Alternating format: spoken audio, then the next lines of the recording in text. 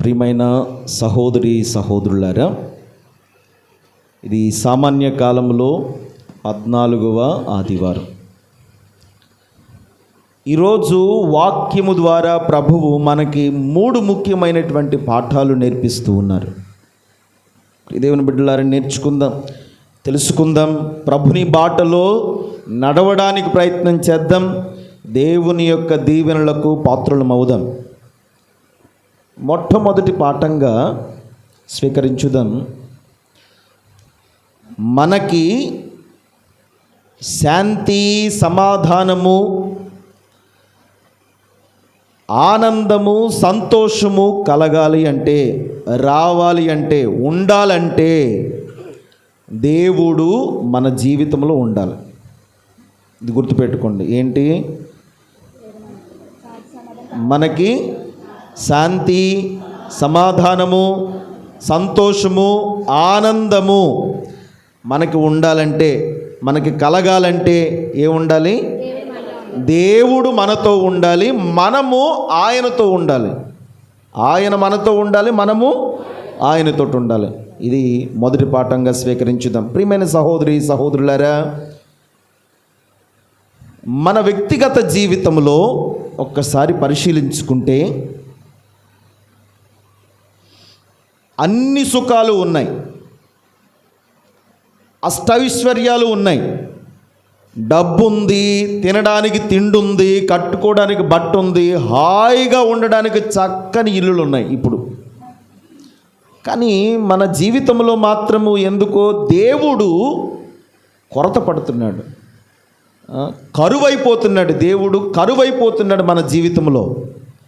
ఒక్కసారైనా మనము పరిశీలించుకున్నామా? అయ్యో, నాకు అన్నీ ఉన్నాయి, ఏదో ఒక లోటు ఉంది, అది ఏంటి అని ఎప్పుడైనా మనము ఆలోచించామా?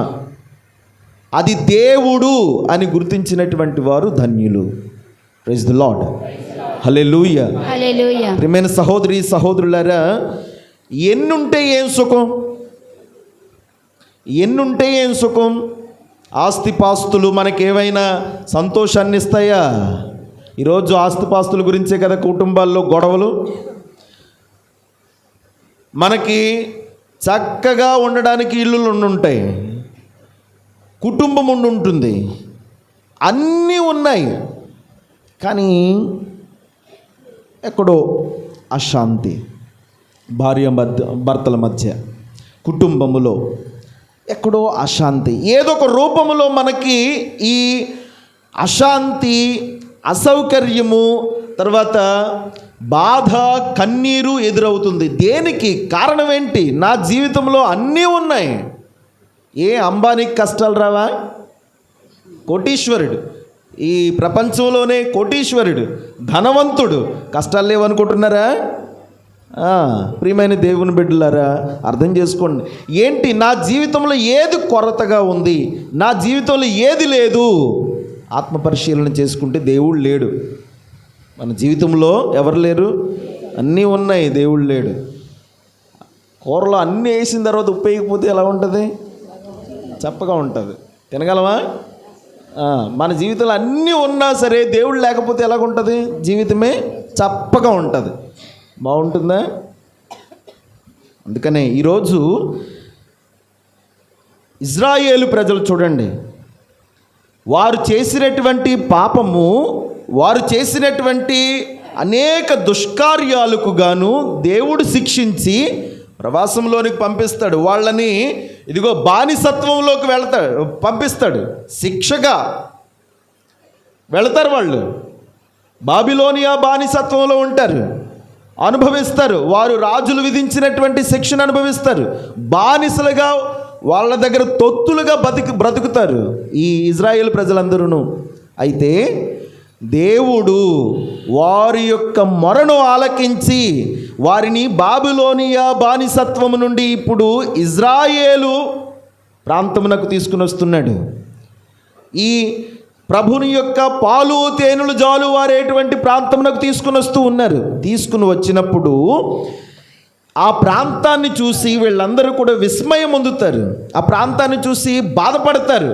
అయ్యో ఏంటి ఇలా ఉంది అని అన్నప్పుడు అప్పుడు యెషయా ప్రవక్త ఊరట పలుకులు పలుకుతూ ఉన్నాడు, ఇదిగో మీరు ఇప్పటి వరకు దేవుణ్ణి కలిగి లేరు, బానిసత్వంలో ఉన్నారు. మీరు ఇప్పటి వరకు అష్ట కష్టాలు పడ్డారు. కారణం ఏంటి? దేవుళ్ళు లేరు మీ జీవితంలో. ఇప్పటి వరకు మీరు అనేక బాధలను అనుభవించారు. కారణం ఏంటి? తప్పు చేసి బానిసత్వంలో ఉన్నారు. అశాంతి మీ జీవితంలో, సంతోషం లేదు, అన్నీ ఉన్నాయి. చెప్పుకున్నారు కదా వాళ్ళు, మాకు చక్కగా దుంపలు తింటున్నాం, మాకు చక్కగా భోజనం పెట్టారు. ఎక్కడ? ఐగుప్తులో ఉన్నప్పుడు చక్కగా తిన్నాం అన్నారా లేదా? అన్నీ ఉన్నాయి, కానీ ఎవరు లేరు, ఏమి లేదు వాళ్ళలో, దేవుడు లేడు. ప్రియమైన దేవుని బిడ్డలారా, ఇదిగో తప్పు తెలుసుకొని తిరిగి వచ్చినటువంటి ఈ ఇజ్రాయేలు ప్రజలకు యెషయా ప్రవక్త ఊరట పలుకులు పలుకుతూ ఉన్నాడు. దానిని మనం మొదటి పట్టణంలో ఆలకిస్తాం. ఒకసారి యెషయా గ్రంథము 66వ అధ్యాయము 10వ వచనం చదవండి. యెరూషలేమును ప్రేమించు వారెల్లరూ ఆ నగరమును చూచి సంతసింపుడు, ఆ పట్టణముతో పాటు ఆనందింపుడు. పూర్వము ఆ పురమును చూచి దుఃఖించిన వారు ఇప్పుడు దానితో పాటు సంతోషింపుడు. 11వ వచనం కూడా, మీరు యెరూషలేమును తల్లి నుండి పాలు త్రాగుదురు, మీకు ఓదార్పు నసుగు ఆమె పాలిండ్ల నుండి స్తన్యము గ్రోలి సంతృప్తి చెందుదురు. పుష్కలమైన ఆమె పాలు త్రాగి ఆనందింతురు. ప్రియమైన దేవుని బిడ్డలారా, ఈ యెరూషలేము దేవునితో పోలిక. ఈ యెరూషలేము తల్లితో పోలిక. తల్లి దగ్గర ఉంటే బిడ్డడికి ఏమైనా లోటు ఉంటుందా? ఏ లోటు ఉండదు. దేవుని దగ్గర విశ్వాసులు ఉంటే విశ్వాసులకు ఏమైనా లోటు ఉంటుందా? అందుకనే మన జీవితంలో ఎవరు కరువయ్యారు? దేవుడు కరువయ్యాడు. మన జీవితంలో శాంతి సమాధానము ఈ లేకపోవడానికి గల కారణము దేవుడు మన జీవితంలో లేడు. ఇప్పుడు అందుకనే యెషయా ప్రవక్త అంటున్నాడు, యెరూషలేమును తల్లి నుండి మీరు పాలు త్రాగుతారు, సంతోషంగా ఉంటారు. ఇక్కడికి వచ్చేసారు కదా, ఇక బాధ ఉండదు, ఇక భయం ఉండదు, ఎటువంటి అశాంతి ఉండదు. ఇక్కడికి వచ్చేసారు కదా, దేవుడు మిమ్మల్ని చల్లగా చూస్తాడు. పరిశీలించుకుందాం ప్రియ దేవుని బిడ్డలారా, మనము నిజంగా దేవునితో ఉన్నామా? దేవుడు అనే తల్లి నుండి మనము పాలు త్రాగగలుగుతున్నామా? ఆయన యొక్క సంతోషము, ఆనందము, సమాధానము మనకి వస్తూ ఉందా? రావాలి అంటే మనం ఆయనతో ఉండాలి, ఆయన మనతో ఉండాలి. వాక్యం తీయండి. 66వ అధ్యాయం యెషయా గ్రంథము 12వ వచనము. ప్రభువు ఇట్లనుచున్నాడు, నేను యెరూషలేము మీదికి అభ్యుదయంను నది వలె పారింతును. దేవుని వాగ్దానం చూడండి.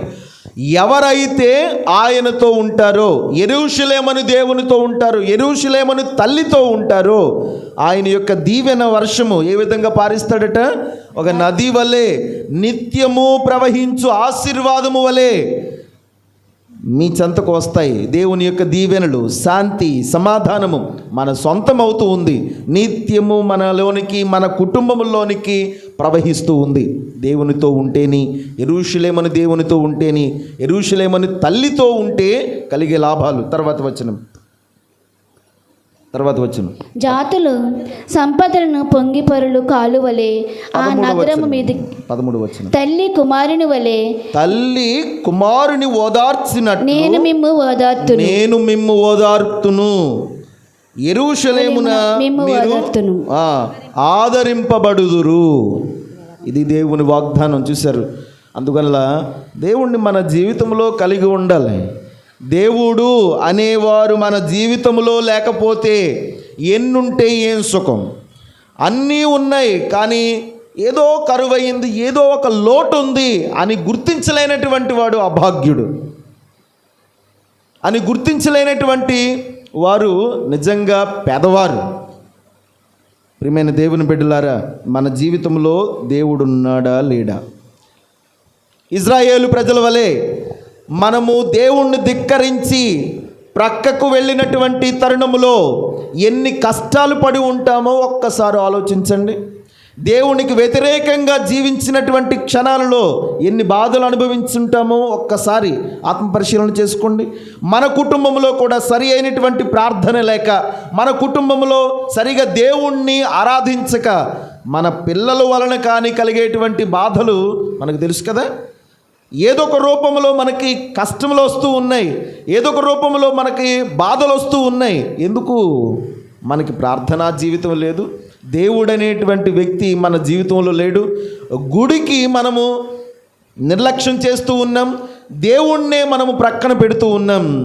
ఇజ్రాయేలు వలె ఆ బాబిలోనియా బానిసత్వాన్ని ఇప్పటికీ కూడా మనం అనుభవిస్తూ ఉన్నాం లేదా?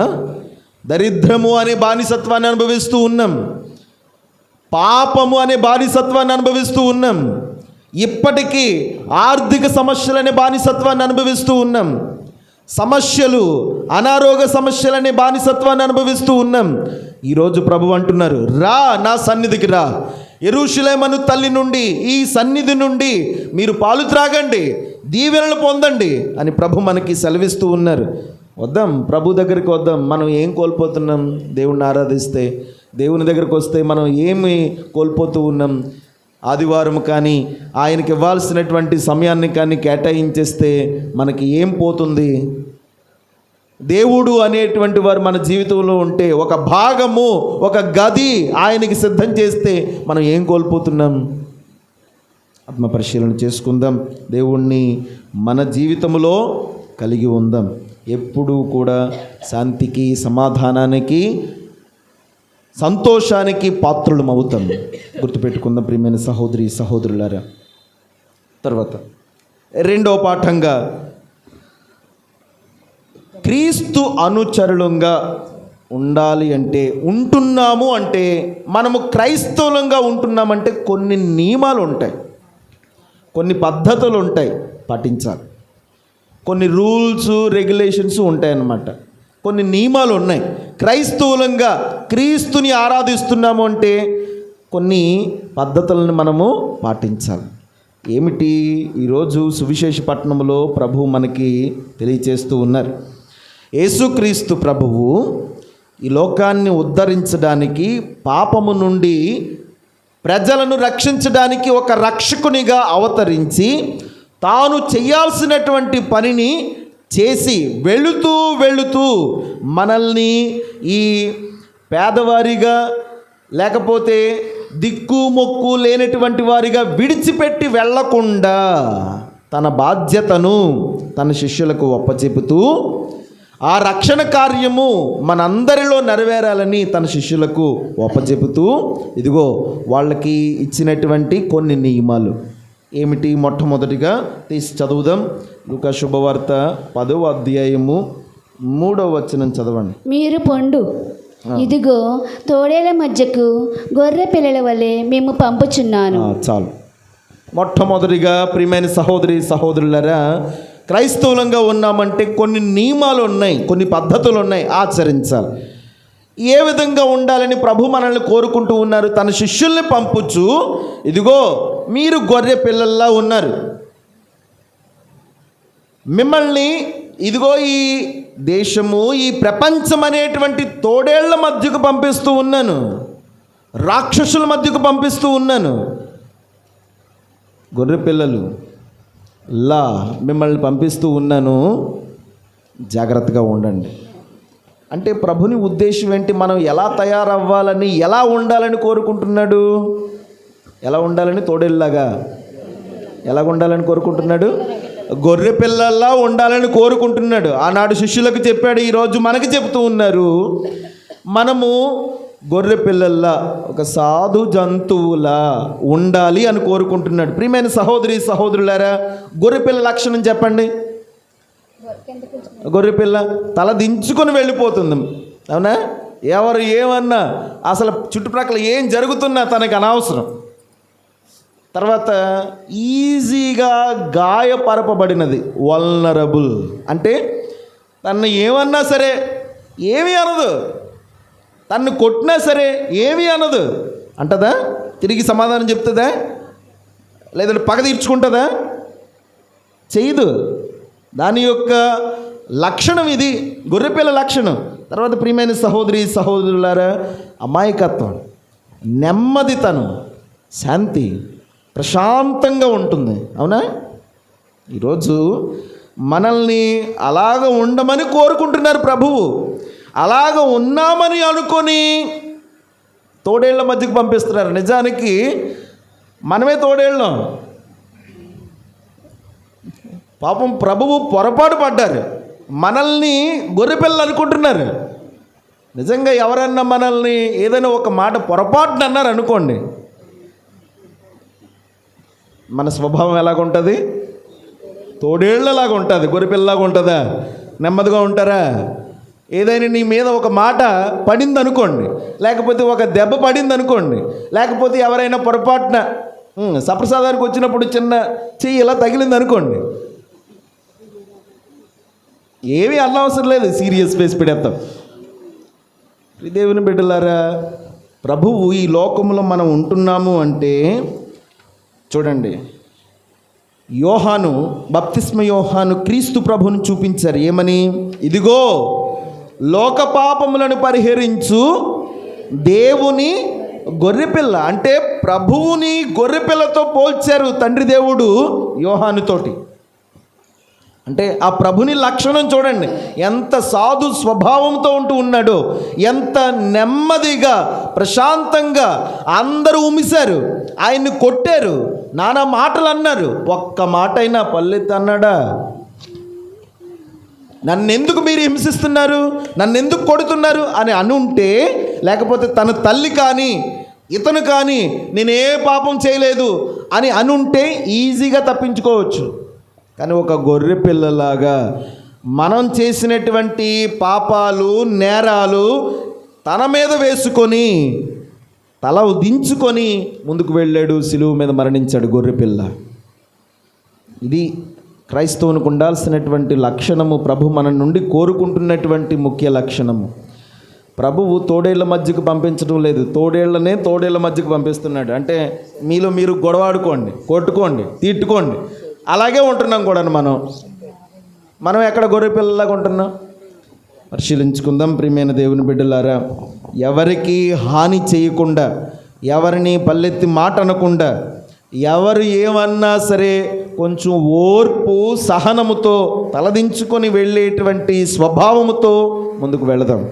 అప్పుడు దీవించబడతాం, ఖచ్చితంగా దీవించబడతాం. కానీ మనకు లేనిదే ఏంటి తెలుసా? ఓర్పు, సహనం.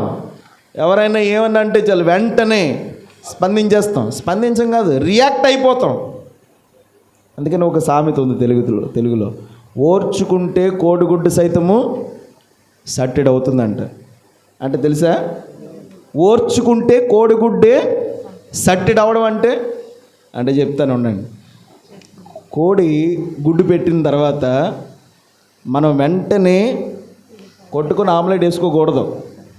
ఏం చేస్తాం? మనమైతే కొట్టుకుని ఆమ్లెట్ వేసుకుంటాం. ఒక 20 రోజులు ఉండండి, కోడి కింద పెట్టండి, మట్టు పెట్టండి, మరో 20 రోజులు ఎదురు చూడండి. ఎన్ని రోజులు, 7 వారాలు మరి నాకు తెలియదా? 3 వారాలు. 3 వారాలు ఎదురు చూడండి. అప్పుడు ఏమవుతుంది? గుడ్డు పిల్ల అవుతుంది. మరో 20 రోజులు, లేదంటే 30 రోజులు, 40 రోజులు, 50 రోజులు ఎదురు చూడండి. అప్పుడు ఏమవుతుంది? ఆ కోడి కాస్త పెట్ట అవుతుంది, పెద్దది అవుతుంది. అప్పుడు కోసుకొని తినండి. ఎంత వస్తుంది అప్పుడు? సట్టెడు వస్తుంది. అర్థమైందా? ప్రైజ్ ది లార్డ్, హల్లెలూయా. మీకు అర్థం కాలేదు, నాకు అర్థమైంది. అంటే కోడి గుడ్డు పెట్టిన తర్వాత కొట్టుకొని ఆమ్లెట్ వేసుకుంటే ఎంత వస్తుంది? ఎంత వస్తుంది? అది ఓర్పు సహనంతో కొంచెం గుడ్డు పెట్టిన తర్వాత మట్టు పెట్టి కొంచెం ఎదురు చూసి పెద్ద పిల్ల అయిన తర్వాత దాన్ని కోసుకొని అప్పుడు తింటే ఎంత వస్తుంది? మాంసం సట్టెడు వస్తుందని అర్థం. ఓర్చుకుంటే కోడిగుడ్డు సైతము సట్టెడు అవుతుంది. అదే మన జీవితంలో లేనిది ఏంటి? ఓర్పు, సహనం. ప్రియదేవుని బిడ్డలారా, ఈ గొర్రె పిల్లల మనస్తత్వాన్ని కలిగి జీవించడానికి ప్రయత్నం చేద్దాం. ఇక రెండవది, క్రైస్తవుని యొక్క లక్షణము, ప్రభువు మన నుండి కోరుకుంటున్నటువంటి విధి విధానము ఎలా ఉండాలి అంటే 4వ వచనం చదవండి. మీరు జోలెనైనా పాదరక్షలునైనా కొనిపోరాదు, తీసుకొని వెళ్ళరాదు. ఏంటి జాలి అంటే? ఏంటి? పరసు అంటే డబ్బుల సంచి, చెక్కం ఉందా? డబ్బుల సంచి. జోలు అంటే ఏంటి? సంచి అన్నమాట, ఒక బ్యాగ్. తర్వాత పాదరక్షలు. ఇవేమి తీసుకుని వెళ్ళకండి. శిష్యులకి ప్రభువు ఇచ్చినటువంటి సూచన.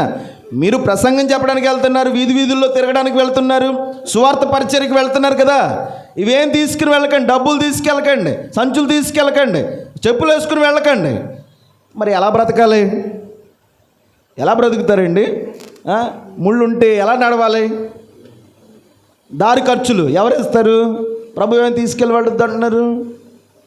అంటే దీని అర్థం ఏంటంటే, అర్థాన్ని గ్రహించుదాం ప్రియమైన సహోదరి సహోదరులరా. మానవుడు ఎక్కువగా ఈ లోక భద్రతకు అలవాటు పడిపోయాడు.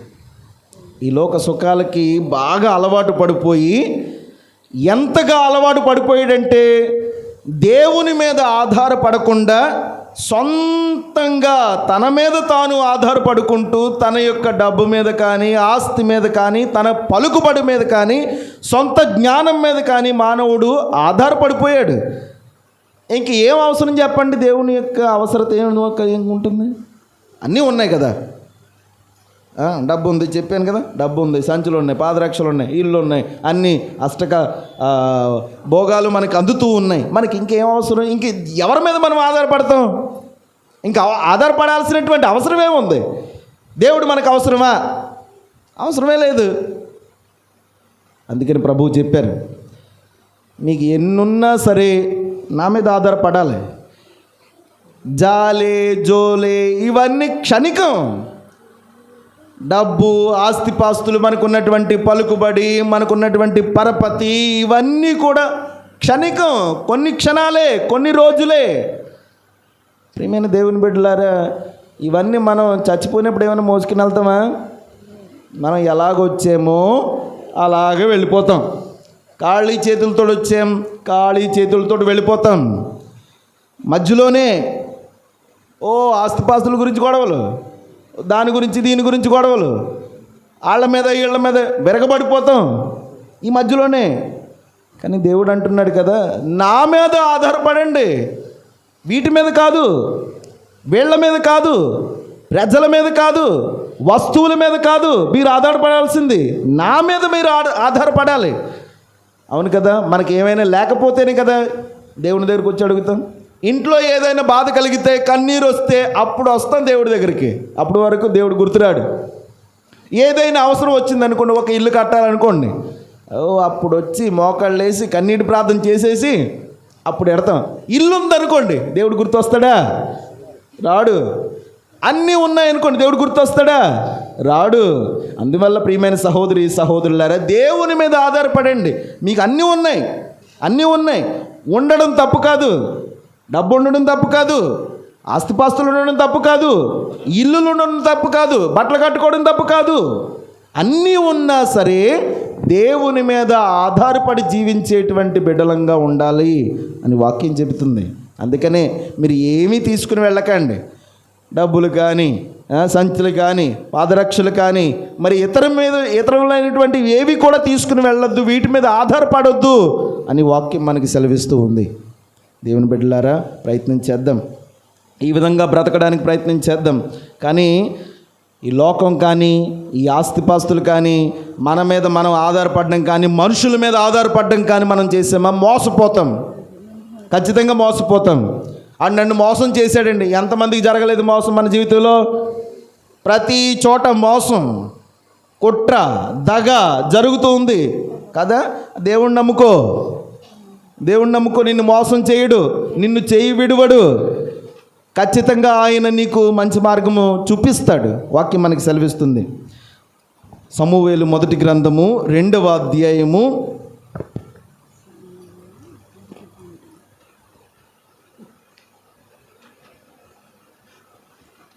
9వ వచనం. ప్రభువు తన భక్తులను కాపాడును, దుష్టులు చీకటిలో మొటిమాయమగుదురు, స్వేయ బలుల వలన ఎవడను బాగుపడడు.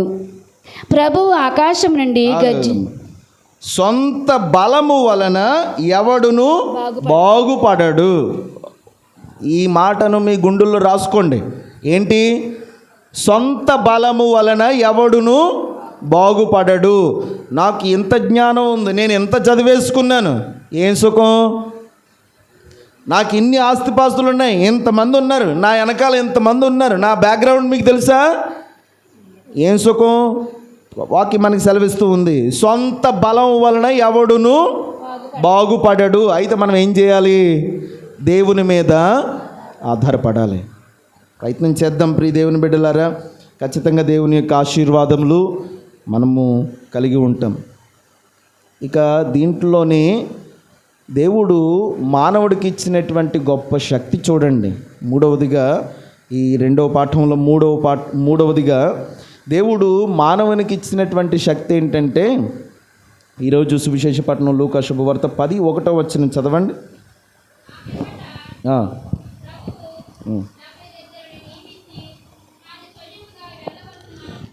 ఈ మాట గుర్తుపెట్టుకోండి.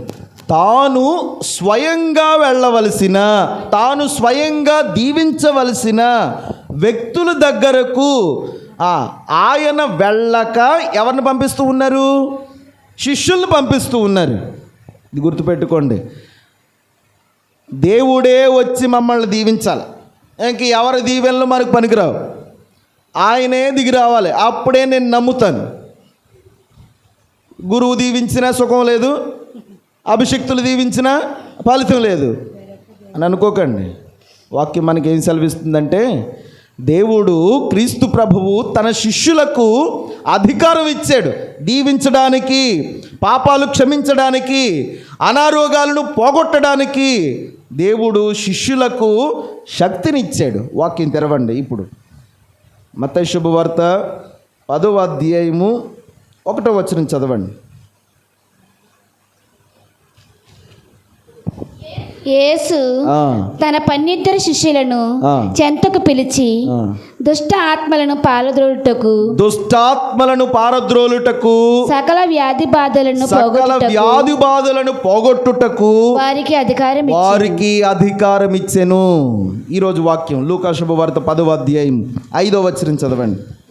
ప్రభువు ఇచ్చినటువంటి మీరు ఏ ఇంట ప్రవేశించినా ఆ ఇంటికి సమాధానము కలుగును గాక, శాంతి కలుగును గాక, సమాధానం కలుగును గాక అని ఆశీర్వదించండి. ఎవరికి ఇచ్చాడు శక్తి? శిష్యులకు ఇచ్చారు. 9 చదవండి. అచ్చట రోగులను స్వస్థపరిచేటువంటి శక్తి శిష్యులకు ఇచ్చారు. 19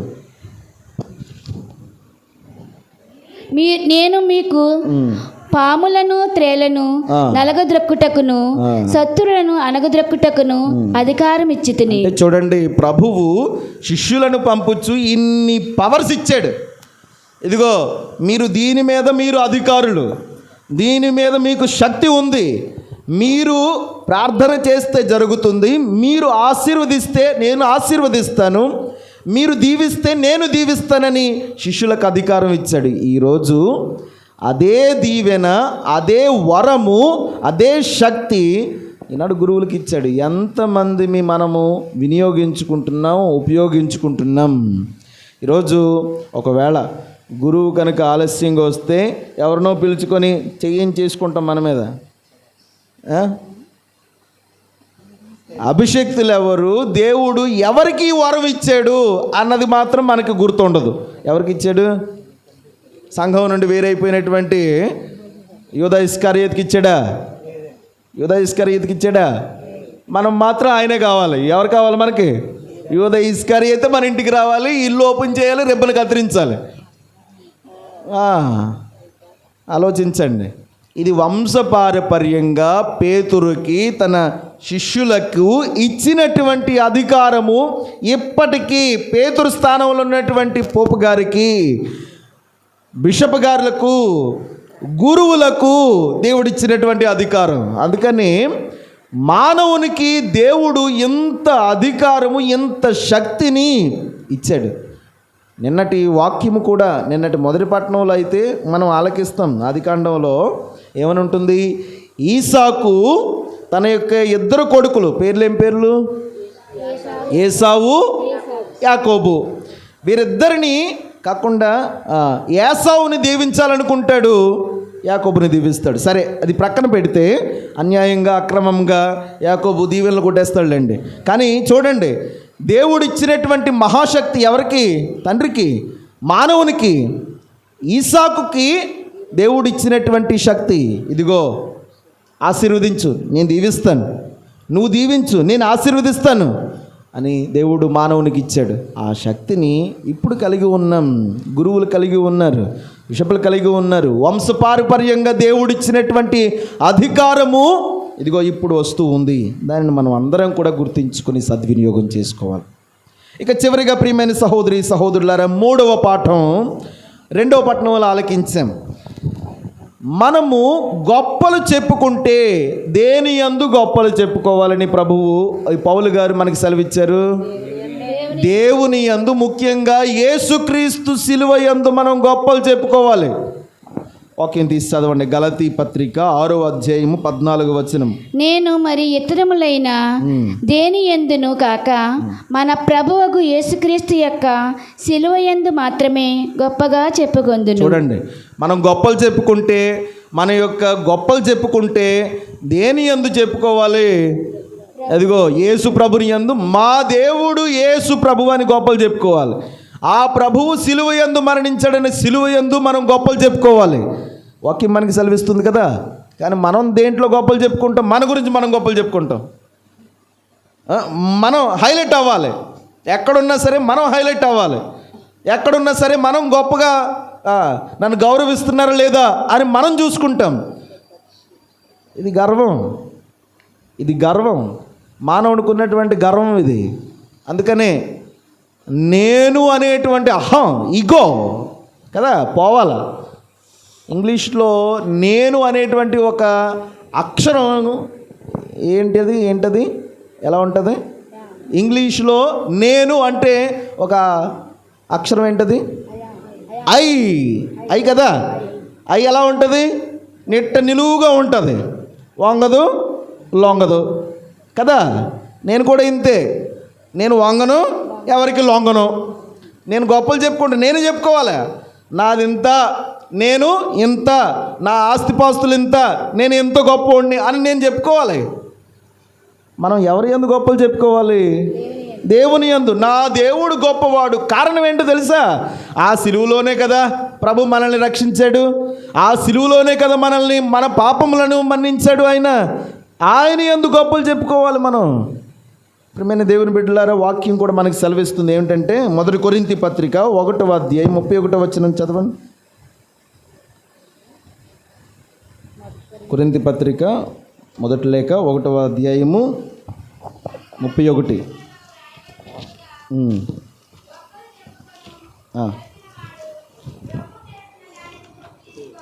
దేని గురించి గొప్పలు చెప్పుకోవాలంటే, గొప్పలు చెప్పుకుంటే ప్రభువు చేసినటువంటి కార్యములకు గాను గొప్పలు చెప్పుకోవాలి. కానీ మనం ప్రభుని గుర్తించు. ఒకవేళ నీ ఇంట్లో ఏదైనా జరిగింది అనుకోండి, ఫర్ ఎగ్జాంపుల్ ఈరోజు మధ్యకాలంలో డిఎస్సి ఎగ్జామ్స్ రాశారు కదా, పరీక్షలు రాశారు కదా, ఉద్యోగం వచ్చింది అనుకోండి,